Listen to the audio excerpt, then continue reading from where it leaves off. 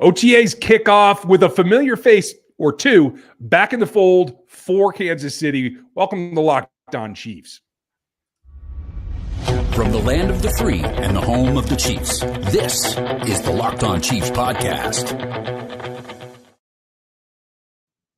Welcome back, everybody. Day one of OTAs on the field. We're brought to you today by Gametime. It's the easiest way. Download the Gametime app, create an account, use the code LOCKEDONNFL, and you're going to get $20 off of your first ticket purchase.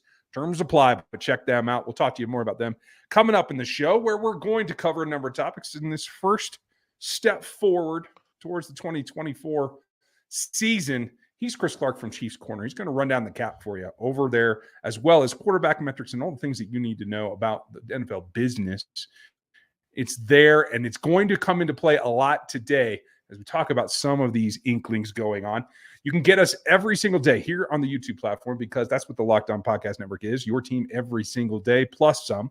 Then you can get over on the podcast networks. You can get on Spotify, you can get on Apple Podcasts, you can get on any audio platform you like, and we will be there for free all the time. You can get that much more over on the text line at 816-357-8781.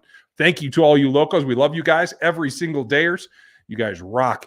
And this is what we're going to do. I'm Ryan Tracy from the Rogue Analytics, as well as NFL33.com and RGR Football. And today, there's a couple of tweaks, maybe a possible upgrade in the Chiefs' future. What could they do to make some more noise? That's coming up later in the show. A defensive lineman returns to the roster and sets this up to be a full-on return of last year's championship defensive line group. But we start with the biggest name this offseason. Rashee Rice is back on the field in OTAs, will be participating, will be able to participate.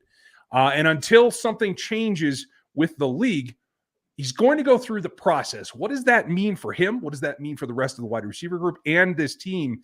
For me, it stands out that this is a guy you really had a lot of plans to groom into your top wide receiver. No offense to Hollywood Brown, you want him in there, but he's on a one-year deal, and you still wanted to move Rashee Rice forward. I thought maybe he wouldn't be able to participate in this phase of the offseason. So in terms of that overall goal, no matter what else happened, that's still moving in the right direction for me. I'm not too worried about the flashback or anything here from this phase of the offseason. How do you feel about him being out there? I think it's important for him to be out there. He needs to be around his new teammates. He needs to get some kind of relationship with the new teammates. Obviously, we saw him working out with Hollywood Brown before today, so that's a good sign. But he needs to, be around Worthy as well, and he needs to, just be there and be around his teammates at this point and away from Dallas. I guess I'll just put it that way. Get out of the Lone Star State.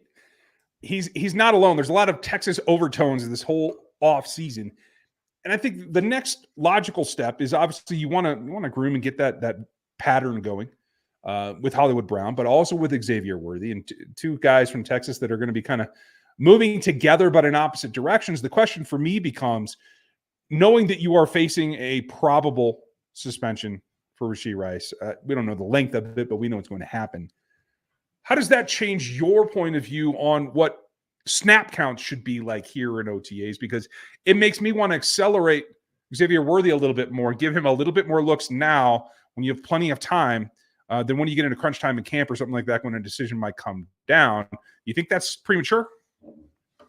Maybe a little bit. It really depends on what you're talking about, because if you're looking at team activities, they're not really going to play the same position. I mean, I understand that they both play wide receiver, but I don't think that they're going to be playing the same position. I think that Worthy's going to be used a lot out of the slot. I think that you're going to see Rice lining up outside. I don't think that there's going to be a ton of overlap, at least early on in that regard. And so if you're talking about actual team activities, 7-7, 9-on-9, 11-on-11, whatever, are they really going to be running the same types of routes? Are they going to be on the field? They're going to be on the field at the same time, I think, versus one being a sub for the other in that case. Yeah, I agree. I don't think that it's anything that is one for one. But I do think when you get to the regular season, if you're not going to have Rashee Rice, I think you have to see Xavier Worthy on the field more. That's the expectation. So whether it's at the expense of reps for Kadarius Toney or reps for Sky Moore, I think you have to – I would up the volume for Xavier Worthy as much as he's able to handle as soon as he's able to handle it. Yeah, and I think that's the key is how much is he going to be able to handle and how quickly can he adapt to the NFL game. And the big thing when you go back and watch what Andy Reid does with his wide receivers, he wants them to know all three positions. That's not going to happen with Worthy probably early on. That's going to be something that he's going to have to work into. Rice struggled with it early last year and didn't get on the field near as much as people wanted him to. I do think that you have a point. I think that they need to get him reps, and it's going to have to come at the cost of a guy like Kadarius Toney or a guy like Sky Moore. I don't think that there's any issue with that, but I don't think it's going to be something that's going to affect Rice near as much as like you said, Toney or Sky Moore or anybody else that they really want to have playing in the slot on a regular basis. I think that if you're going to have Worthy out there on the field, he's probably going to be playing in the slot or lining up maybe even in the backfield at times to do different things. So I'm not so sure how much Rice being out there is going to affect it. We'll see. Two guys moving in slightly opposite directions, but have to be able to play together as well. There's a chemistry thing that has to come, not just with the quarterback, although that's paramount, but with each other as well. So we'll see how it comes. As of recording this, we don't have any footage or anything yet, so we'll see how this goes, and it's going to be an ongoing process here this week as well as next week. It's been very quiet, and that's kind of I'm not going to say it's concerning, but it is surprising because usually after OTAs are over, you get reports from people. I've been looking all day long. I haven't found anything and people talking about what happened at OTAs today. So that's kind of interesting.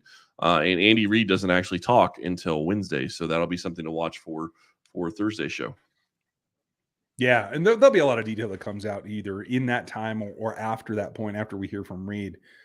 But there's a lot of back and forth, and it's about the dynamics. It's about understanding your role. That comes in on the D-line as well. Matt Dickerson's return, what does that mean for the D-line group? Coming up next on the Locked On Podcast Network.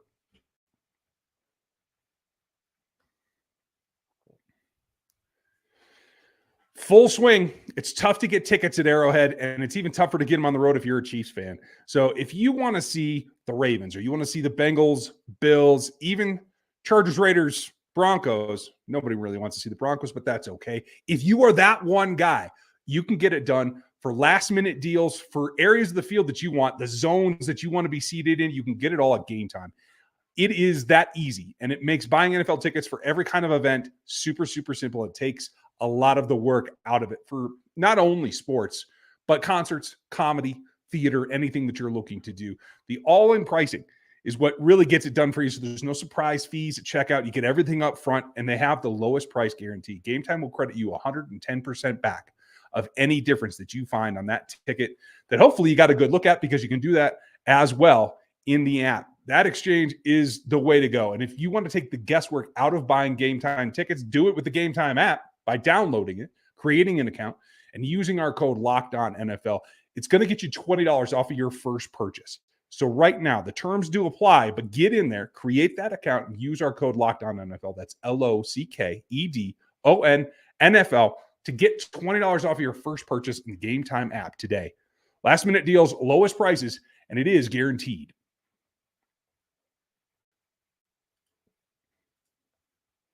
Locked On Sports Today feed is here for you guys. Make sure you search that up, follow the link, or just watch the show that we throw you to as soon as this one's over, and get subbed over there on Locked On Sports Today feed here on YouTube as well as on Amazon Fire TV. If you are in the action, what you know is that every day you're going to get a little bit of something. And just a few days ago, we heard the defensive interior lineman, Matt Dickerson, was released.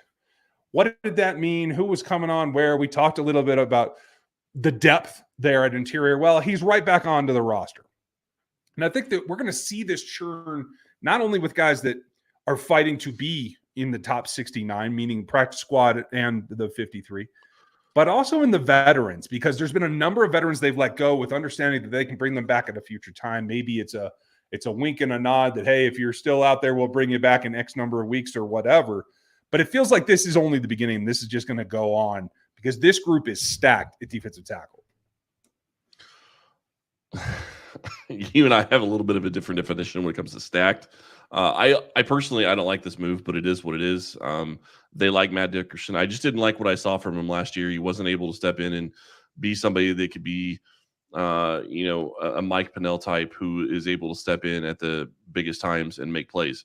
And if that's what they're looking for, if they're looking for somebody that can actually help them, to me, this move doesn't really help them. It's interesting. I understand it's a camp body. Maybe he ends up not making the roster, but this is not the type of move I was expecting them to make. I was expecting them to go look at another running back, or we're going to talk in the next segment, another potential possible couple upgrades that they could do as well. Yeah, I agree with you. And when I say stacked, I mean that there's now 8 viable candidates for 4 spots. So you have a good point with what he was able to do last year. I would say the same thing could probably be applied word for word to Neil Farrell. I think Mike proved his worth late in the season. And I think Turk is Turk. And I think he got a few flashes of what he can get back to late in the season, knowing he was coming off that injury. So he's in there. The biggest question mark for me right now is the rookie Lovett. You guys all know that I like him. And I think Joe Cullen likes him. And I think he's got an outside chance to push for the roster. But Isaiah Buggs as well. And so I agree with you. I didn't think this was going to happen because I thought this was a sign that maybe Buggs was starting to show a little bit of improvement, was ready to come to OTAs, ready to work, and 7 defensive tackles for 4 spots, probably. You never know the balance until it comes down on cut day. But that seemed like a lot, and now there's an additional guy. So I agree that threw me off, but it does tell me that they're trying to keep as much diversity as they can, and they do still covet some experience, which Dickerson does bring to the table. Yeah, he brings it to the table, but I agree with you. I think Lovett has an outside chance of making the roster. And to me, I guess I'm just looking at this from the perspective of I don't think Dickerson is going to challenge people in training camp. And I mean that for the defensive tackle group, and I mean that also for the offensive lineman. I don't think that's really what he's going to be able to do. I think that it's just a camp body at this point and a placeholder. At least that's the way it seemed last year. Maybe they're expecting more from him this year than they did last year, which didn't make sense based on what we saw. Maybe there was an injury we didn't know about. Who knows? But something to watch there. And you're right. They have 7 guys, 8 guys now for 4 spots. And there's an argument to be made that maybe they keep 5 if they want to move Chris Jones in and out a lot more. That's going to be something to watch. Just going to be really curious to see how that whole thing plays out. Well, I think it also hinges on 2 guys in particular that play edge, or at least should line up at edge right now, in Dana and Felix Andiko-Uzomah, who we're just waiting to see what his leap into year 2 could be. Because without Omenihu, I think you have to project both those guys being outside. But Omenihu could come back and just add to it if somebody is playing maybe above their head by the time that he's back on the field. And so that just adds another possibility of another interior player in a group that's already deep in terms of bodies, at least. Maybe you feel like you could part ways from Dickerson or Buggs or somebody and get an upgrade. But it all depends for me on Omenihu, how he's projected to return and where they think they're going to line him up the most. Well, and I will say this. I know you threw out Neil Farrell earlier in kind of almost a throwaway type situation, and I kind of get it to an extent, but I also will say I think it could be one of their big ads from last year if he's able to step in and understand the system, because he didn't get any training camp with the team. It was a trade right before the season started. Now he's going to have a full off season with the team.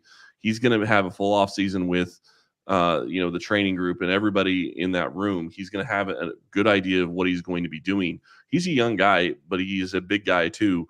If he can step in and actually do something, that's going to be a feather in the cap of Veach to get him last year. But that's a big if. I mean, you already talked about it. Chris Jones is there. You know what you got in Wharton.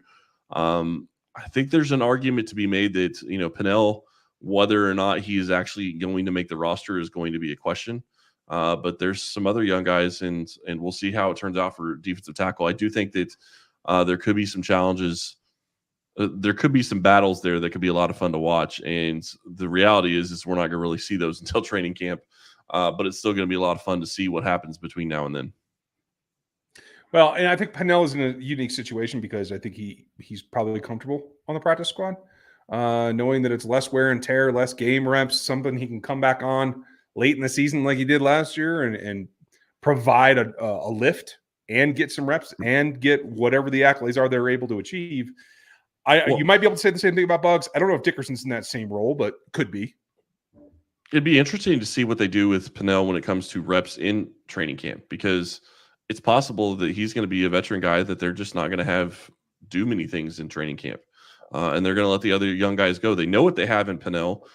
They know they can pick him up late in the season, and he can come back and give them enough to be a valuable piece of the roster. So they don't really need to see a ton from him in training camp. So that's going to be interesting to see what they do with him, how much he actually works, because that wasn't something that he really had to do in the previous year. No, good for him. I'm sure he'll be able to take it easy and be comfortable. That's the way that it goes. Who's not comfortable and who might need a little bit of a lift to their position group? There's still some upgrades that could be made to this roster. What are they, and what tips the cap this first day of OTAs? That's coming up next on the Locked On Podcast Network.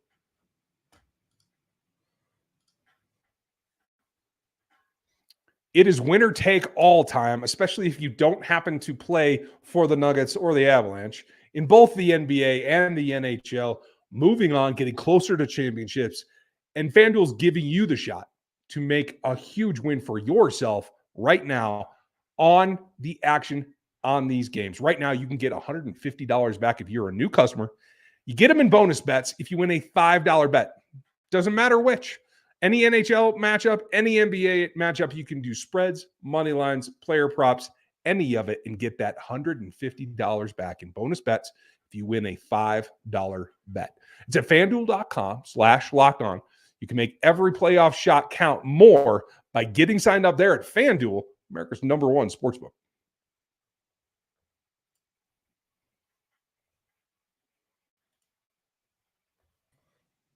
And there is more to be found 24/7 on the NBA, the NHL, everything on Locked On Sports today. That feed is 24/7 for your convenience. And for the topics that you want to hear about, check it out here on YouTube or over on Amazon Fire TV.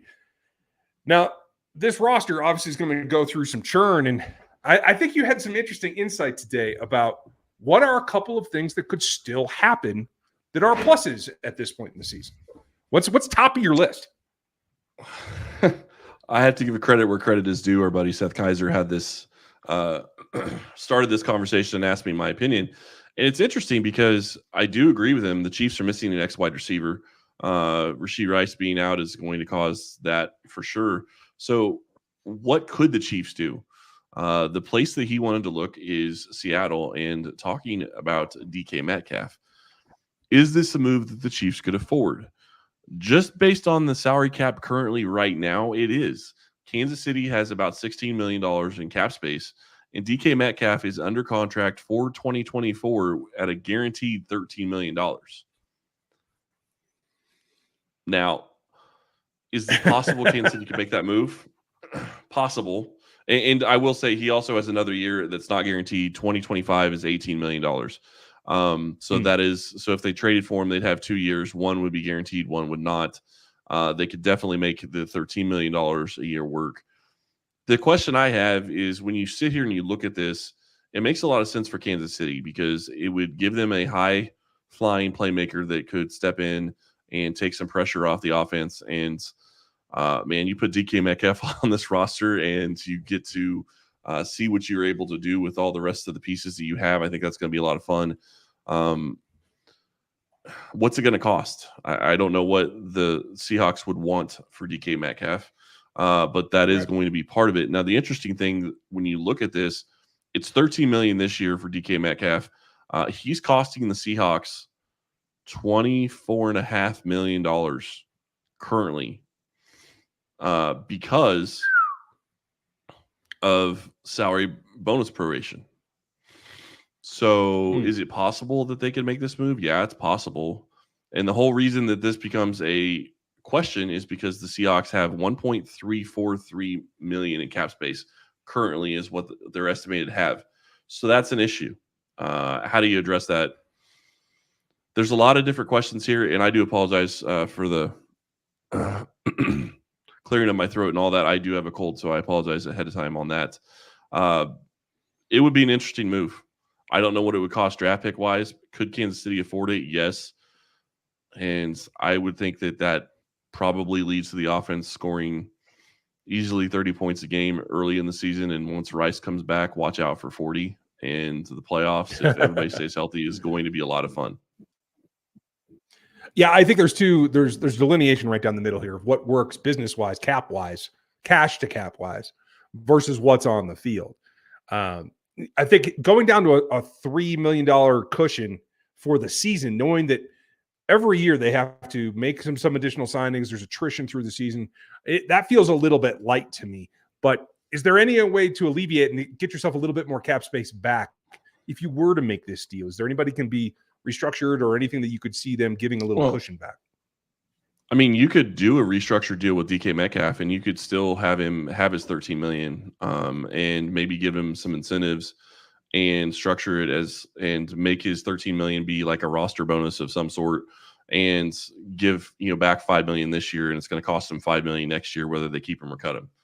There are ways to make it happen just with DK Metcalf alone, not to mention any of the other Chiefs players that they could possibly be looking into to really do some types of moves with. Bigger ones that you would look at would probably be Joe Tooney. The problem is you're not going to get that much. I mean, you can get a lot from it, but you're just pushing it in 2025 because I think he's a free agent in 2026. The other big one would be Juwan Taylor, and that's probably the one that they would want to use if they were going to do it. But there's also the possibility of looking at doing an extension for a guy like Justin Reed. Do you want him here for another 2 or 3 years? I think that there could easily be an argument that they would like him here longer than what he's under contract, which is just this year. And if they extend him, then they can drop his number down. But I also do think that there's different things they're looking at and probably trying to look and make some extensions of their own for some of their guys right now. Yeah, I'm really keen to see what the decision point is on Justin Reed, knowing that they've drafted safeties 3 years running after signing him. I hope that means that there's an over-the-top one of them can ascend. Maybe they're still waiting for that, but that's an interesting take on where you could get some of that. On the field, I think it makes more sense than pretty much anything else, because if you're looking specifically for an X-type body, he's the definition in terms of size and physicality. Yep. He's got the speed. This team runs 4 verts, 3 verts very, very often. And he can hang. He's not Xavier Worthy fast, but he can hang with especially teams that know that the speed's coming. If you put him, Worthy, Hollywood on the same field at the same time, they can stress out a lot of defenses. And I think despite his lack of agility and change of direction, I don't think that's changed very much over the course of his career since he was drafted. And that was the big hang-up when he was drafted. I think he's learned to run slants better. I think he can do some of the underwork that we saw Rashee Rice do last year if needed. And again, allow the smaller guys to really take the top off. And I think that can play well off of Travis Kelce. I think it just comes down to desperation on the Seahawks' part. If they want to move it, if they can't stay at the cap space there and they can't work out a deal with anybody else to get themselves some relief, if they feel that they have to move him, which has been the rumor for quite a while, I do think that it makes sense in Kansas City, knowing that it'd be a reduced route tree for him for most of the season, I would guess, because I don't feel that it's been that complex for him in Seattle. So there's a little bit of attrition there. But I think it's a nice and honestly a scary upgrade for this offense when you look around the defensive coordinators around the division and the league. The bigger thing, and I think you kind of touched on this a little bit, but the bigger thing to me is if you make this move, you essentially get yourself 2 number 1 type wide receivers, because you have Travis Kelce already, who is your number 1, and you have DK Metcalf. And those both of those guys are going to be guys that are going to command double teams. And then you're talking about Rashee Rice coming back and being your 3rd or 4th option. I mean, that's a pretty sick offense. And think about it this way, there's also been talk, and I have to wonder, with the drafting of Jared Wiley, are they going to be running more 13 personnel? Look at what they did in 2022. They had a fantastic team, and they did very well running out 13 personnel. Imagine putting DK Metcalf on the field as your wide receiver in 13 personnel. Yeah. You can run the ball really nicely. You can probably get the fullback on the field too, I'm just saying. But it doesn't diminish your ability to throw the ball. Come on. Get the fullback on the field in 13 personnel. Sure. You don't need a tailback. They're overrated. Yeah. I'm not even going to bother with talking about that. But my point is you look at what it would mean for this roster. You look at what it would mean for this team. It makes a lot of sense. My question is, and this is kind of what my bigger question is he going to be willing to play under that for this year? Because when you look at cash wise, he's only making $13 million. That's pretty cheap for a number one wide receiver in the NFL. That's not on a rookie deal. Yeah, that's true, but he doesn't really have much choice. I mean, the only other alternative is to not play, right? Nobody gets paid if you don't play. Hard to get a game check. Yeah, but he got $30 million as a signing bonus, so he has the ability to play a little bit of a hardball. And my bigger point is I think that he has an argument to be made, and probably not with the Seahawks because they don't have the money to do it, although they can make it work, I think. You could make an argument that if he got traded, maybe it's something where he would need some incentives, and maybe that's how you tie in, the roster bonus and make the numbers work that way, is give him some incentives, go see what he made last year and, tie some incentives to how things are going to work. I think that you could do that, and that would be something that could get him some additional pay. It's an intriguing option. I do think that would be a lot of fun having him on this roster. You put him out there with Travis Kelce, you put him out there with Hollywood Brown. It's going to be a lot of fun, and that doesn't even take into account Worthy either. Yeah. Yeah. DB should be scared. I like that concept. It's not a specific player, but the other position that we do need to recognize that could use an upgrade is the running back spot, especially if you want somebody in a veteran type role like Jet McKinnon's been in the past. We've talked about that over the last few days, so we don't need to drag that out. But if you had to pick one, which do you think is A, more beneficial, and B, more likely? I would say more likely is probably running back, although I would throw a third position in there, and I would say that I think that they could still use interior pass rush. If there's somebody that they could find at the DT position. I know we talked about Dickerson. I know we talked about them already being 8 deep. But other than what you have in Wharton, and Wharton is a projection based on what you've had before and him coming back from an injury, and Chris Jones, you still have question marks at that position. So you have a good floor, but can you elevate the ceiling? Because if you can elevate the ceiling with making a trade and bringing in another defensive tackle that can push the pocket and make the Chiefs pass rush even more formidable, I think that's one of the biggest things that you could do to really help this defense. Because one of the things, I apologize, getting rid of L'Jarius Sneed made a lot of sense from the fact that they had young corners to be able to step in. But if you can add more pass rush, it's going to make the corner's job even easier. And to me, adding a DT, if you could go find a DT that would get after the passer that somebody is wanting to get rid of after the draft, that would make a lot of sense. I don't know that you're going to be able to find somebody out there at that position, but that's where I would be looking. I'd be looking at DT, and I'd be looking at wide receiver. Those are the two positions I'd be focused on. Running back, I get it. You'd like to have somebody that has some experience in that room, but I don't know that you're going to find it because, well, I don't know that you're going to find it at a price you're going to want to pay. Let me put it that way. I think that's probably the best way to put it. So, folks, what do you think? Between the Rashee Rice situation, possibly trading for another wide receiver, do you like the concept, or you just want to see him sign a running back and call it a day? Let's get to camp and see who steps forward. Leave us your thoughts down in the comments here on YouTube or on the Spotify reviews or on the Apple reviews, whatever you prefer. We appreciate you hanging with us. Matt Derrick's going to be back with us tomorrow. We're going to start going over what it looks like from somebody who actually gets to see it. Big plus if you happen to be in that town. And a lot of changes are yet to come. Who's getting reps? Who's getting a little bit of a look? And who's making the most of what they are doing in OTAs? That's tomorrow here on Locked On Chiefs. We appreciate you hanging out with us today. Thanks for spending time. Make sure you like, sub, and hit the bell. Get subbed over on the other platforms as well. We appreciate you being here, you locos, every single day. We hope to hear and see you tomorrow. Thanks for listening today, and we'll talk to you then.